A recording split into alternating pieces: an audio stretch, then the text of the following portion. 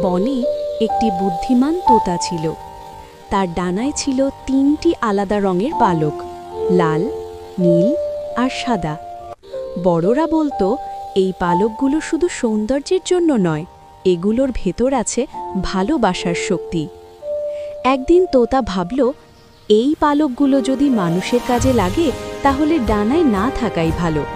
সে উড়ে গ্রামের দিকে গেল। তোতা দেখল এক ছোট ছেলে নদীর ধারে দাঁড়িয়ে কাঁপছে।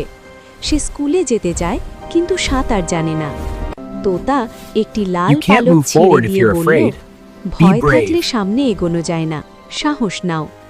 ছেলেটি পালকটি বুকের কাছে ধরল। তার ভয় কেটে গেল। সে ধীরে ধীরে নদী পার হল। তার চোখে ফুটে উঠল আত্মবিশ্বাস।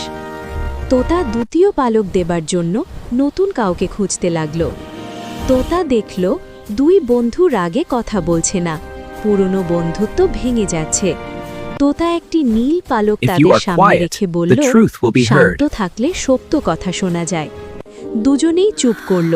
মন ঠান্ডা হল। ভুল বোঝাবুঝি কেটে গেল।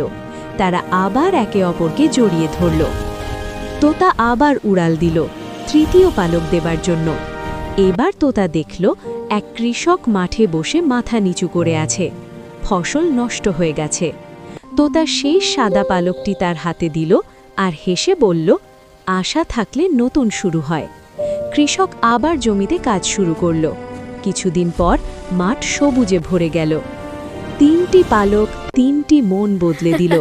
তোতার ডানা এখন খালি, কিন্তু তার হৃদয় ভরা আনন্দে। তোতা আকাশে উড়ে বলল, সাহস, শান্তি আর আশা, এই ৩ পালক থাকলে জীবন উড়ে যায়।